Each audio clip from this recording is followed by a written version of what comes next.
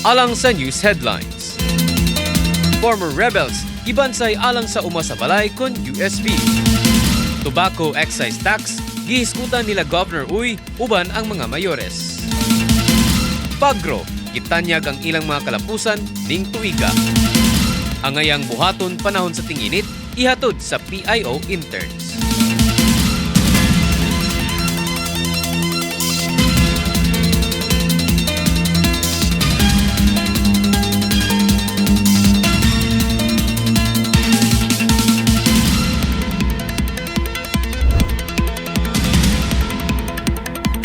Mayong pagbangon Misamis Oriental sa tanang 23 ka lungsod ug duha ka dakbayan nga gilangkuban sa 424 ka mga barangay. Sa mosunod nga minuto karon, sugod ning alas 10 sa kabuntagon, atong sayron ang mga kasikas sa probinsya. Ako inyong makauban sa kahanginan, Nephilim Diaz ug kini ang Mr. News. Nagpadayon ng kagamahan ng probinsyal sa pagtabang sa atong mga igsoong nibalik sa sabakan sa gobyerno. Usa sa mga programa sa Kapitolyo nga gihatag kanila ang USB kun ang uma sa balay. Ania si Jane Salimbaw alang sa mga dugang detalye. Mukabat sa 21 ka mga former rebels ang gipaubos sa uma sa balay kun USB orientation nga gipaygayon sa 58 Infantry Battalion Migbanday lungsod sa Claveria. Kini gipangunahan ni Provincial Agriculture Office Conpagro Consultant Mr. Perfecto Jojo Rom Jr. nga nagtudlo kalabot sa Household-Based Resources Management and Food Security System ug ang People's Ecological Agriculture for Community Enterprise (PEACE program. Ang Uma sa Balay program usa ka padayong inisyatiba sa panggamhanang probinsyal pinaagi sa Pagro nga nagtumong sa pagdasig sa matag panimalay nga makabaton og kaugalingong pagkaon pinaagi sa pagpananom bisan sa gamay lamang nga luna. Kabahin usab kini sa Community Organizing Initiative sa bagong Peace and Development Center ubos sa Provincial Social Welfare and Development Office kon PSWDO human nagpirmaha ang panggamhanang probinsyal ug ang Office of the Presidential Advisor on Peace, Reconciliation and Unity kon OPAPRO sa Memorandum of Agreement kon MOA. Matod sa PSWDO, ang maong programa namugna aron matabangan ang mga former rebels nga masangkapan sa kahibalo ug kahanas, isip pagpangandam sa umaabot nga mga programa ug ayuda, hilabi na sa hustong pagdumala niini alang sa ilang pamilya ug komunidad. Mapasalamaton usab si alias Kuya Doms, President sa FR Association ug Chairman sa Anlag Ani Tapukanan Consumer Cooperative tungod sa bagong kahibalo nga iyang natun-an, hilabi na nga dili na kinahanglan og dakong luna aron makahimo og household gardening. First time pag ginako nga nakadungog ali naka-apil nga seminar nga lithium. So sa ako dako gid tabang sa ako nga sa pag diskartes tanom sa dita magastuhan, makasibta og unsa pa tabang sa atong panglawas nga iwas sakit. So dako gid nya nakatabang sa ako so excited ko ani og mahuman ni ugma pwede na ko kuan sa gamay nga area. Og sa nag-speak ko ani nga diya dayon ta diay magkasugod og makasibing sa atong income, nadlo-alo income ug makakaon pag gyud ta og usa maka pansuban nato nga mga igsoon og so dili kayo hago nga kuan maglampasa pa kaguan luag og magdaro og luag so nga ni ra di ang sayon niya idea sa daghan kayong harvest, klase-klase o presko pagay mga tanom. So, ako kong pasalamat sa atong probinsya gobernador si Ma'am Juliet Oy nga siya ay koneksyon niya moabot diri sa amoa sa Life House Association sa 50th IB di Malupig Batalyon. Salamat na ko sa 50th IB nga sila koneksyon og sa silang ma'am nga kuan nga nagkuan diri sa amoa og sir nag-lecture karon nga gigamit yun niya ang iyang kasing-kasing nga pag-anhe dire para lang makadungog mi sa mga tamis nga pulong para sa parte sa sayon nga panginabuhian. Dugang paniya, dakong tabang kini aron makatipid ang matag pamilya samtang makabaton og libre og masustansyang pagkaon gikan sa ilang kaugalingong tanaman. Tumong ni Governor Juliet Uy nga matabangan ang mga former rebels nga makasugod pag-usab pinaagi sa agrikultura samtang gipaligon ang seguridad sa pagkaon, kalinaw ug mas maayong panginabuhian sa ilang pamilya ug komunidad. Alang sa tinuray nga kabag-uhan, ako si Jane Salimbaw, Miss R News. Daghang salamat, Jane. Direksyon ni Governor Juliet Uy karon sa lalawigan nga masigurong mapalapdan ang sektor sa agrikultura. Usa na niini ang paghatag importansya sa tobacco excise tax. Kung unsa kini, ania si Regiana Mormaygay alang sa kumpletong detalye niini. Gihingusgan sa kagamahan ng probinsyal ang pagpalambo sa tobacco industry dinhi sa Misamis Oriental kung asa usa gayod sa gipasigarbong agricultural crop production tungod sa dalang kaayo usab niini sa tibuok Katilingban.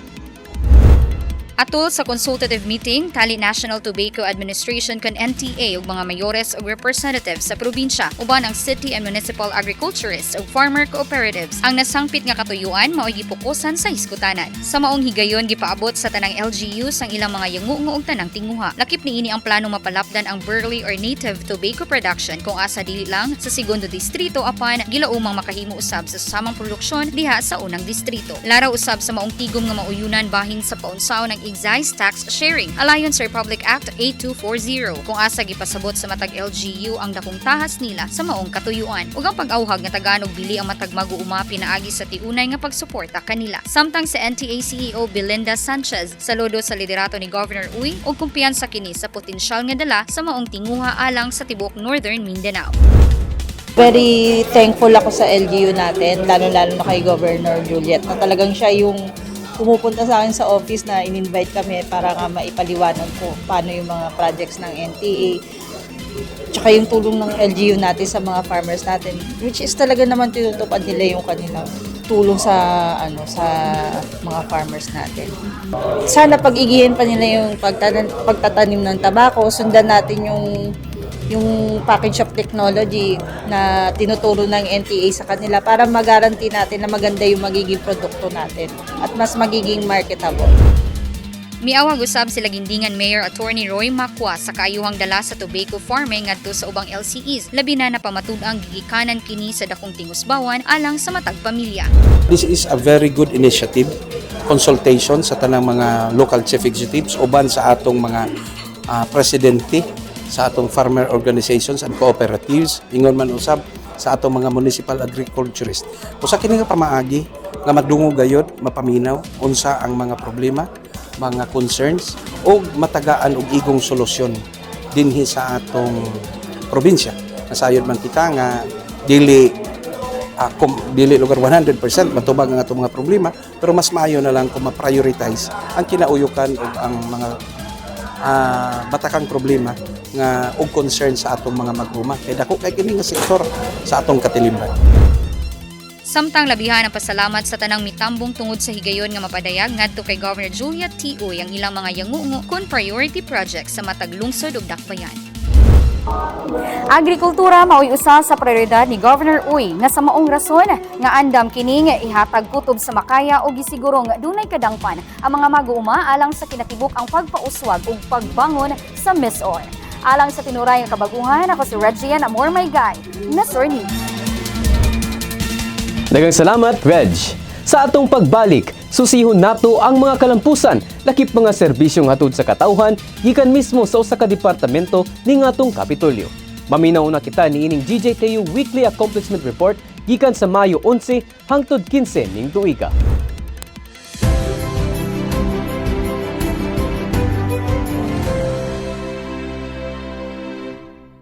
Ubos sa malig-on ug matinud-anong pagpangulo ni Governor Juliet Uy, padayon nga nagabaskog ang mga programa ug serbisyo sa probinsya pinaagi sa iyang bangon strategic direction nga nagtumong sa mas lig-on nga panglawas, panginabuhian, agrikultura, edukasyon ug malinlawon nga komunidad alang sa tanang Misamisnon.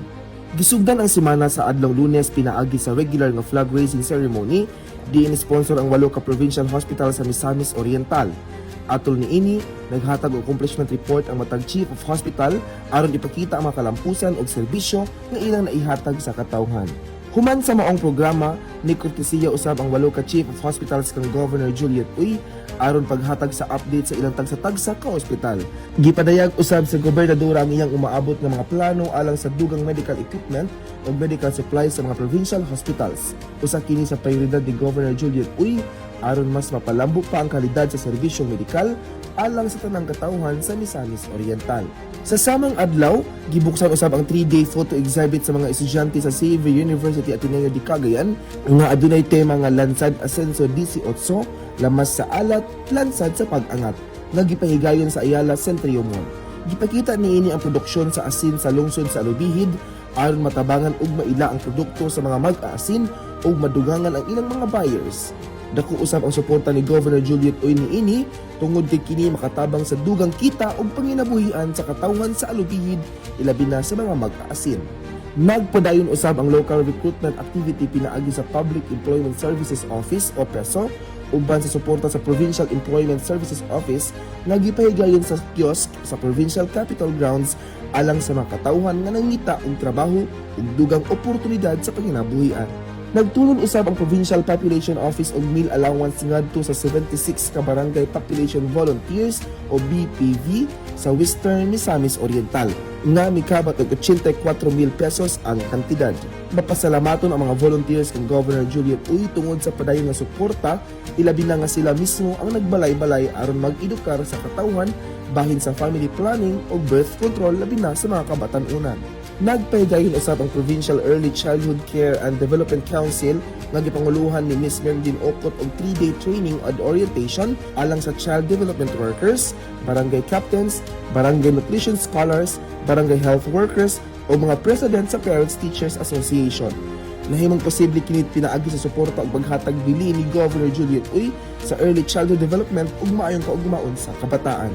Padayon usab nga nagserbisyo ang Provincial Veterinary Office pinaagi sa 2-day livestock health and management activity sa Barangay Lapad, Laguindingan. Lakip sa mga serbisyo nga gihatag mao ang pregnancy diagnosis, deworming, vitamin injection ug ear tagging aron masuportahan ang local farmers ug magpalambo ang animal welfare sa probinsya.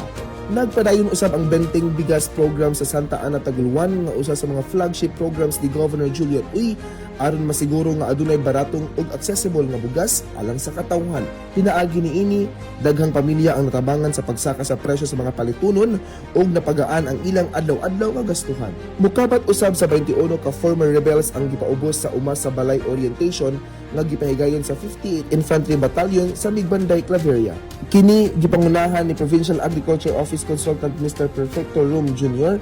diin nagtudlo sila kabahin sa Household-Based Resource Management, Food Security System o People's Ecological Agriculture for Community Enterprise o PEACE Program. Tumong ni Governor Juliet Uy nga mahatagan og bag-ong oportunidad ang mga former rebels aron makabarog pag-usab pinaagi sa agrikultura ug malinlawon nga panginabuhian.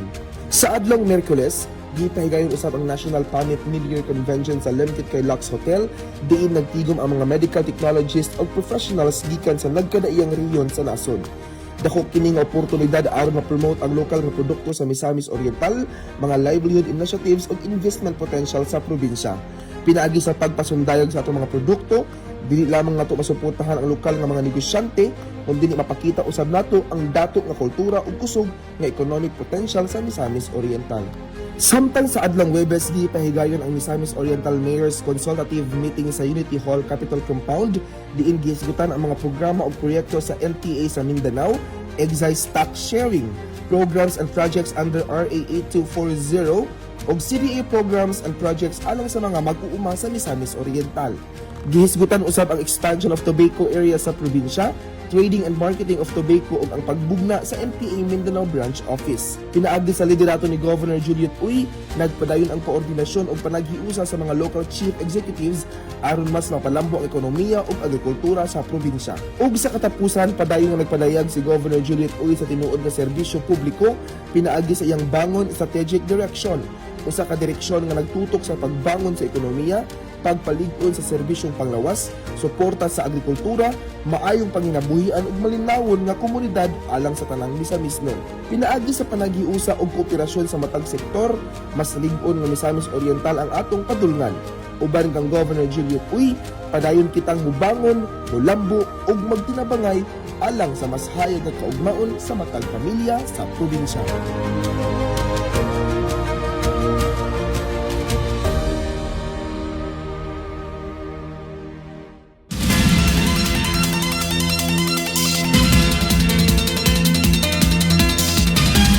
Ubay-ubay nga mga kalihukan ug programa ang gipasiugda sa Pagro sa pagpamuno ni Governor Juliet Uy.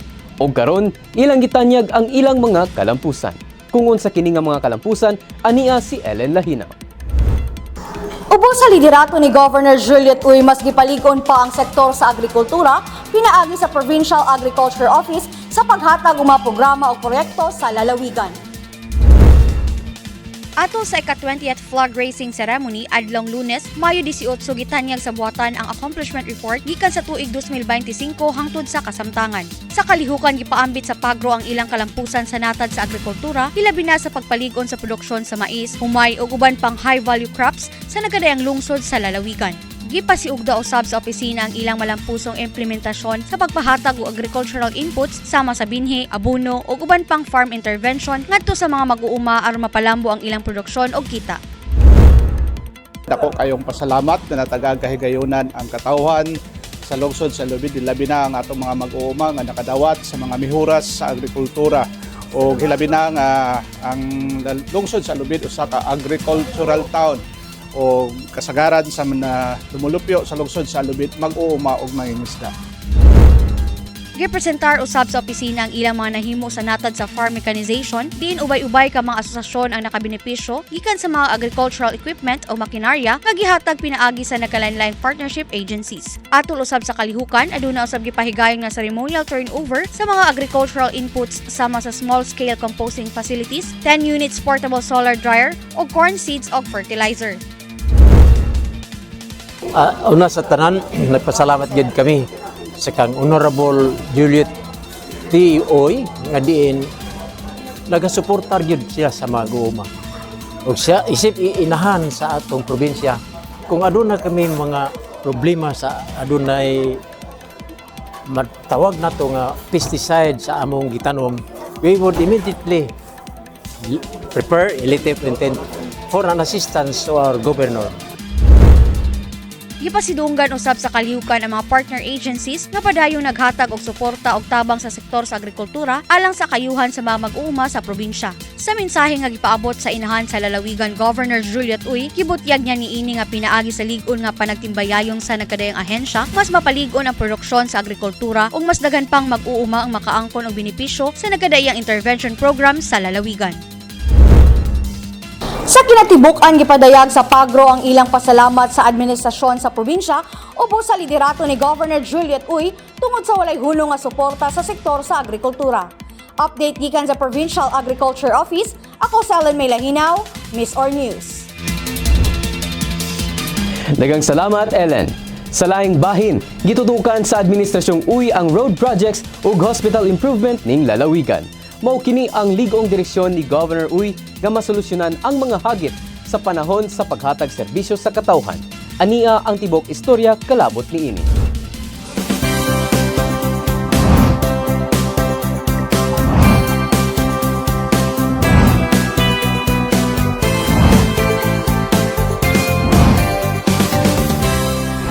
Bangon! Miss Or Balita! Ubay-ubay na ka mga road project ug hospital improvement ning probinsya ang natibawas human nga gipukusan sa gamanang probinsyal ubos sa liderato ni Governor Juliet T. Uy. Kini paghatag haruhay nga kahimtang alang sa tanan, labi na mga kabaranggayan nga dunay problema sa kadalanan ug anaa sa mga hilit nga dapit. Ug ang pagsiguro nga dunay komportable nga lugar samtang ang mga pasyente gapaayo ug ang tanang buot modangop sa matag balay tambalanan dunay insaktong kadangpan. Samtang pinaagi sa Provincial Engineering Office ubos sa pagpangulo ni OIC Engineer Florante Hipos, gipahigayon ang serye sa maong patigayon. Kini naglakip sa pagpagamit sa heavy equipment aron mapadali ang mga trabaho ug masiguro ang kalidad niini. So nakita na po nato ang atong improvement sa hospital. Medyo hayagayang nato na atong mga hospitals, so medyo presentable na, pero although pa siya nahuman, at least kamulo ang pagtrabaho. Ang atong motivation ini is di ko lang gyud ang encouragement sa atong gobernador nga paspasan. Mura na naghatag sa mga motivation kay salamat po ni gobernador kay push gid siya sa kuan sa ibuhaton ana may mo dili undangan. Nakita na ko ang paningkamot gid ni Governor Juliet Uy ngani maskin sa ipit ang atong budget, kabalo man ta sa atong budget karon nga medyo alanganin ta nangita gid sa pamaagi nga maka-implement og projects ngani daghan karon iyang ipasupot nga mga listahan sa proyekto nga gusto na ganyan ma-implement. Ang mga nakabinipisyo ang gilangkuban sa nagadiyang mga barangay sama sa backfilling of relocation area sa Barangay Poblasyon Lagunglong ug backfilling of oval sa Initaw Elementary and High School. Ang clearing of debris gumikan sa nitabong landslide diha sa Barangay Umagos sa Lagunglong.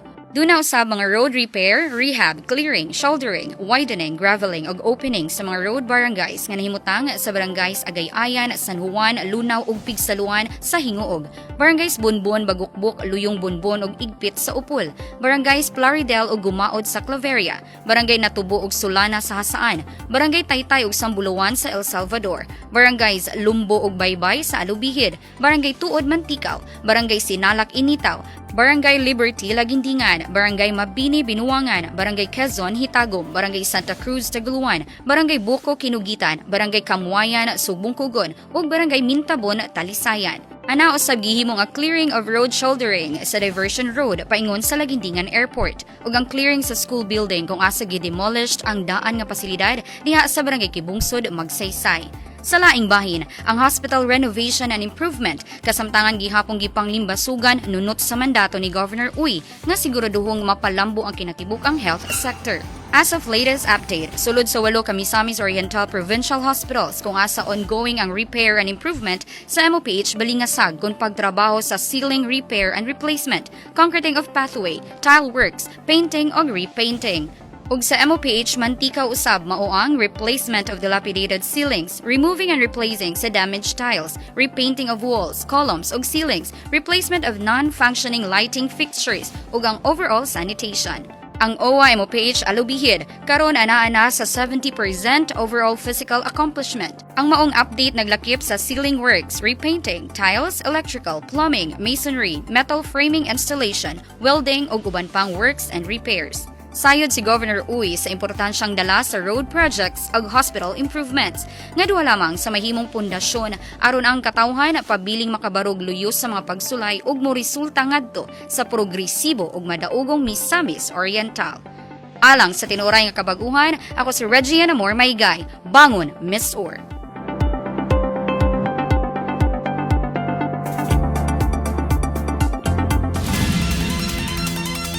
Gimugna sa kagamhanang probinsyal ang PMEC kon Provincial Monitoring and Evaluation Committee nga makatabang sa pagsusi sa tanang proyekto nga angayang atagaan ug pagtagad.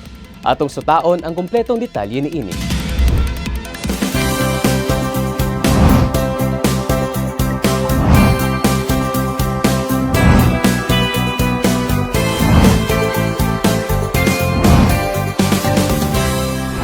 Bangon! Miss Or Balita!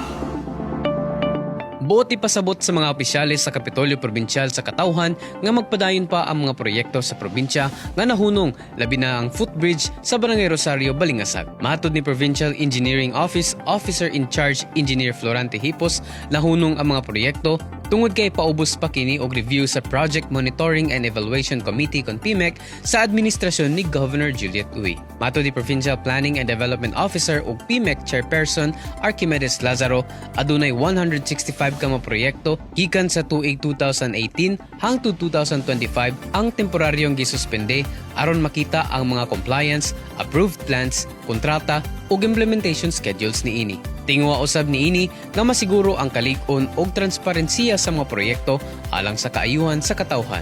Usa sa gilantaw karon sa PMEC ang 9 million pesos project nga footbridge sa Barangay Rosario, Balingasag nga nagsugod sa milabayng tuig nga aduna pay 55% completion rate.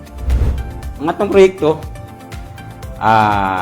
isugdan ni atong sa 5 sa Marso 2025, and then medyo naani siya yung mga na-hold siya gamay kay na-issue sa Rudat Uway, although naa siya ang tag-iya mismo marag nagkaso, pero di lang kumutat sa kaso kay tuloy-tuloy man ang implementation sa project.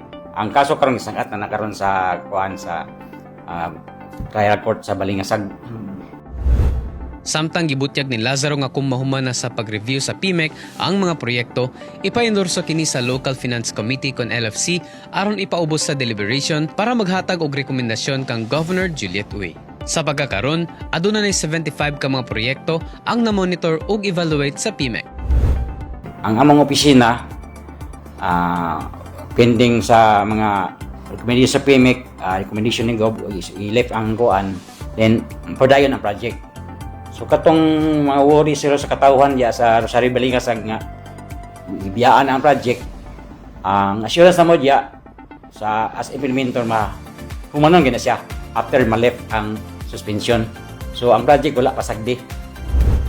Gipasalig sa PMEC nga magpadayon og prioridad nila ang mga proyekto nga makahatag og ikatabang sa katawhan sama sa classroom construction, water system ug health facility human kini ma-validate. Tingwa usab ni Governor Juliet Uy nga masiguro ang mga proyektong gipang-implementar nga maprotektahan ang pondo niini ug makahatag kaayuan sa katawhan. Tipik lamang kini sa mga lakang ni Governor Uy nga makabot ang kalambuan sa lalawigan pinaagi sa bangon strategic direction.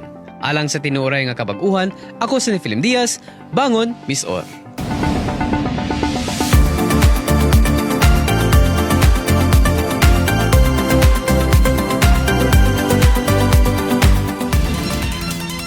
May nungdanon usab nga impormasyon ang hatod karon sa mga intern sa PIO bahin sa angayang buhaton panahon sa ting-init. Subay sa prioridad ni Governor Uy sa sektor sa maayong panlawas. Ania ang Uy, Kabalo Ba Mo Special Edition. Uy! Uy! Uy! Uy! Uy! Uy! Uy! Uy! Uy! Uy! Kabalo Ba Mo?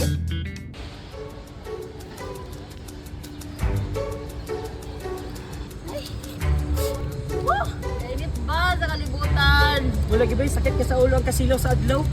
Saan naman nato ni ay? Wala ko balon si buhaton ba? Ay wait. Natay dito sa Miss PIO abot sa kainit sa panahon karon atong lantawon. Di, tunod daw kami. Uy, kabalo ba mo? Dinhi sa Misamis Oriental, padayon ginabantayan pagsama sa temperatura nga dunay dakong epekto sa anang adlaw kinabuhi sa mga tao. Dili lang usa ka discomfort, kaya ang sobrang kainit may manghinungdan sa lain-laing kondisyon o sakit-sakit nga posibleng makuha sa atong lawas. Mao nga importante kayo nga atong masabtan kung saan magatubang niini kung sa angay buhaton aron malikayan ang peligro nga dala sa init nga panahon. Busa, kini ang buhata. Uy, time sa. Kita magpatakaw gyawit. Mangayo tawag advice gikan sa expert na si Dr. Michael Dimamay, ang Hospital Operation Management Division Head sa Provincial Health Office bahay niini. Una, ibalo nato kung unsay may tabo kung epekto sa sobrang kainit sa atong lawas kung dili ta magamping. Well, una sa ano is dehydration. Then once na mag-start magutag ma-dehydrate na kita, it will cause cascade of events sa atong panglawas. Electrolyte imbalance kita, renal failure. So this is a cascade of one. Dehydration yun ang una natong problema. That's why we always promote na mag-hydrate yan. No? Always have adequate water intake. O kung mauna ang epekto sa lawas, mas importante sab nga masayra nato kung sa paysunod nga stage kung grabe pa ang kondisyon. Sama na sa unsay kalainan sa heat exhaustion o heat stroke. Sakto yun ka, Jules. Importante yun ni Aaron dili patakaw og lihok kung mugrabe ang kondisyon. Based on the body temperature, usually kaning heat exhaustion is ang imong temperature is less than 40 degrees Celsius. Now when we say heat stroke, kana siya failure na naging failure sa thermal regulation. That's why ang body temperature nimo is equal to 40 degrees Celsius or higher. Grabe naging kakainit. That is one way of diagnosing patients with heat stroke. So kung heat exhaustion pa lang, makafeel ka kakapoy, kalipong o sakit sa ulo. Pero kung heat stroke na gani, delikado na kini. Emergency na siya o kinahanglan gilayon ng medical attention. Dili po tanan pareha sa risk ani. Naay mga tao nga mas dali gyud maapektuhan sa grabe nga kainit. Usually ang mga taas ug kaning mga vulnerable ani akong ingon ganina, no? Katong mga elderly, no? And those patients with mga medical conditions, and also children, no? Kay lisod pa ang thermoregulation sa ilaha, no? Mga vulnerable na mga individuals na. Mao, ang mas kinahanglan sila bantayan, kay mas delikado ilang sitwasyon kung ma-expose sa init. Og may tabo na gani ang headstroke, importante nga makabalota o sa sakto nga buhaton dayon. As soon as possible, dapat madala yun nato sa hospital dayon. So, dapat delete ang medical care. Isa sa mga practices po is that to give alcoholic drinks, no? Kaya siya bawal, yun siya. Kaya when we give alcohol, no? Di ba, pag mag-inom ta, sige tag-ihi, it will worsen ang iyahang dehydration. Pag unconscious na or gasisure ang patients, ang uban mga manalag sa atong i-force na mag-inom gapon, diligin na siya pwede. Usually magka-aspiration pneumonia na noon na siya, which is mas delikado. No? That is why as soon as possible, dapat madalagin niya siya sa hospital kay aron start na to ang IV fluids. So dili day sakto nga paig ng dayon nung katagan ng bisan unsang remedy, aban mas maayong madiri sa gyud sa ospital. Og aside sa heat-related illnesses, usa pod sa kasagaran karon ang sunburn tungod sa sobrang init sa adlaw. Ang giingon din kanina, no? Let us refrain from going out from 10 a.m. until 4 p.m. Make sure na before maligo, dapat butang yun tao katong sunscreen nga taas ang SPF, no? Kaya mas taas po ang iyang kuhaan sa UV, which is mo makasunog sa atua. Take note, before mo gawas sa pag-apply sa sunscreen, dili after ha. Ay, sucks pan. Pero SPF 50 man pud ni. Ay nako. O kung dili gid malikayan ang paggawas, kinahanglan gyud nga mag-amping ta og tarong. It is very important na we stay vigilant yun. Especially sa paggawas-gawas na to, dili ta may magawas samot nag from 10 o'clock in the morning until 4, no? Kaya mo ginakasagsagan sa pag-init, no? And also, we have to always remember no, to hydrate, no? Inom yun, tubig, dagan tubig. Kaya isa sa mga atong ginakaligaya, no? Yan mga panahon na is heat exhaustion. Sa padayon sa pagtaas sa temperatura karong panahon na ana ang primangno na ang kainit bilang pas nakahasot kung dili usa ka seryosong hulga sa atong paggawas. Labaw pa sa pagkikay sa adlaw, kini nakaugagan nato sa pagmatngon ug pag-atiman sa atong kaugali. Nagpadumdum sa kini nga ang pagpadalikod sa atong tawas usa ka responsibilidad nga dili akay kasagdan. Kaya ang pag-amping karon makaluwas sa kinabuhi ug kaugma. Please like, share, follow our FB page. Misamis Oriental Provincial Information Office. Alan sa ubang pa mga linong impormasyon. Kami ang PIO interns o kini ang special edition sa Uy! Kamano ba mo?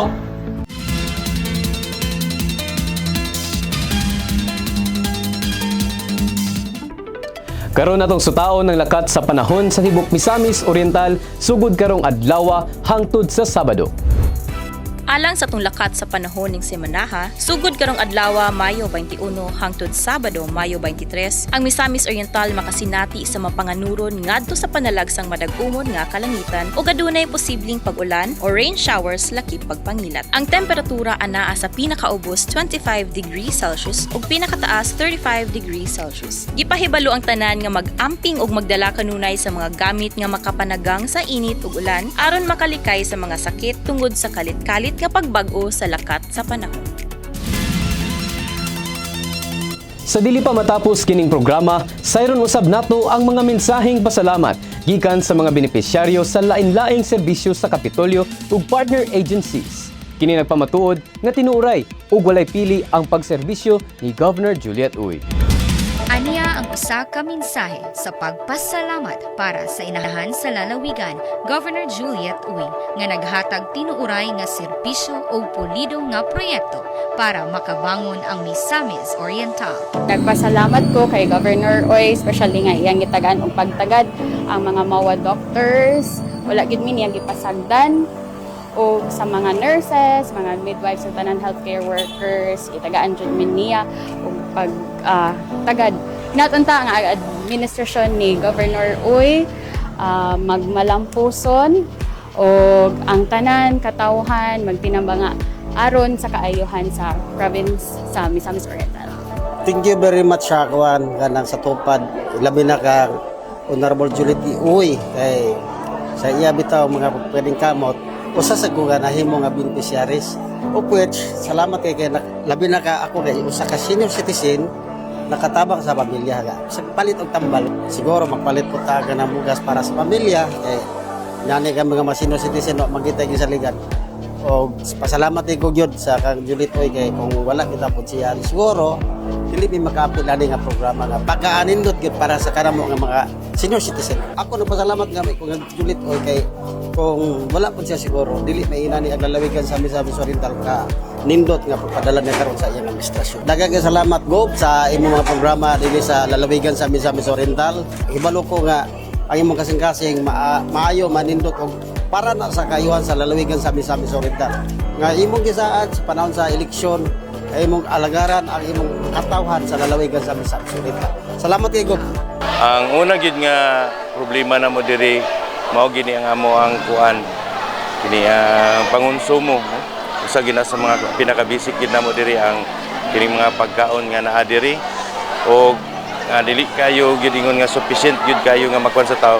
Usa nagpasalamat gani mi nga niabot ni nga project kay kini makatabang gini sa amo nga sa among kalisod o kini ang tubig usa pod ni nga makakuan sa amo nga makatabang pod ni kung mahuman ni siya usa gid pod ni nga makakuan sa amo nga makatabang sa tibok nga katawhan og labi na gid tong sa garden nahanami ka galing supply sa utan mga utanon sa kang Gobernador Juliet Oy salamat kaayo sa inyong tabang kanamo labi na gyud sa mga tao dinhi sa Sitio Maribok nga usa kini nga nakahatag kanamo og kaayo sa among katilingban no nakatabang sa amo sa kaning kalisod nakabawas-bawas gyud sa among mga kalisod unya ma'am salamat kaayo sa imong tabang og hinaot pa unta nga napay sunod ani nga mga project nga makatabang pod kanamo kanunay.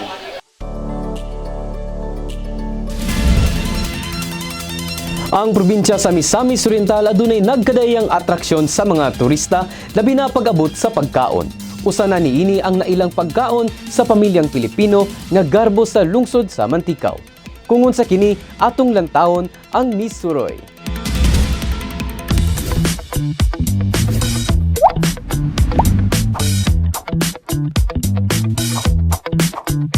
Uy, Misamis nons, nangita ba mo og pwedeng maadtuan nga mga maanindot nga lugar for stress relievers samtang ga-enjoy usab sa lamiang mga pagkaon? Aniya kita karon sa gibantog nga bibingka espesyal diri sa lungsod sa Lugayt ug Mantikaw. Unsay naaani? Giunsa kini pagluto? Unsa ba gyud ang naka-espesyal niini? Tara, uban ni ako ninyo og atong sutaon sa Miss Suroy episode. Partikular sa lungsod sa Mantikaw nga nahimutang sa segundo distrito ng probinsya sa Misamis, ubay-ubay ang mapalitan sa bibingka. Ang bibingka mao'y sikat nga produkto dinhi sa lungsod sa Mantikaw.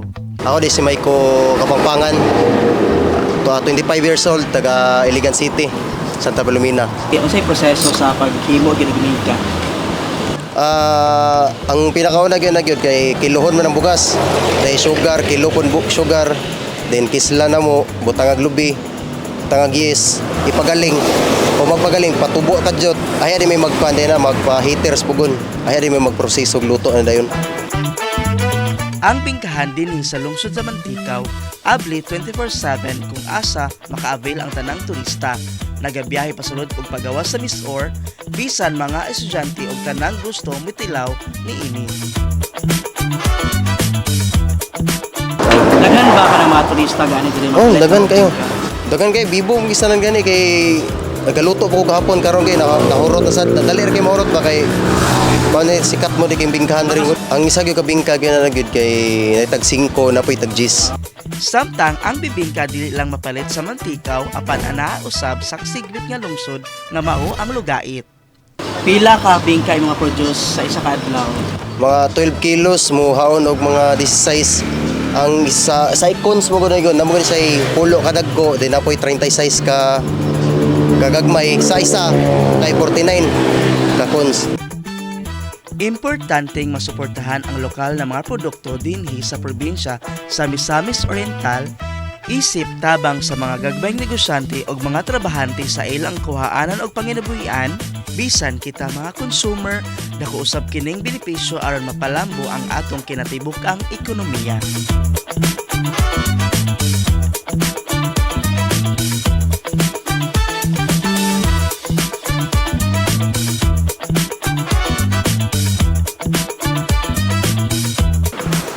Ano paglangay, suroy na mo dinhi sa probinsya sa Misamis Oriental.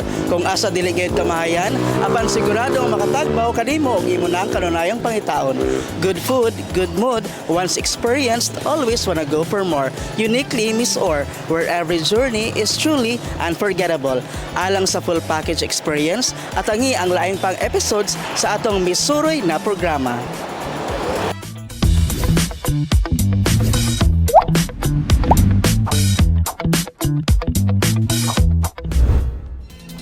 Ubos sa liderato ni Governor Juliet T. Uy kung asa ang panagiusa magsilbing dalan sa kalambuan.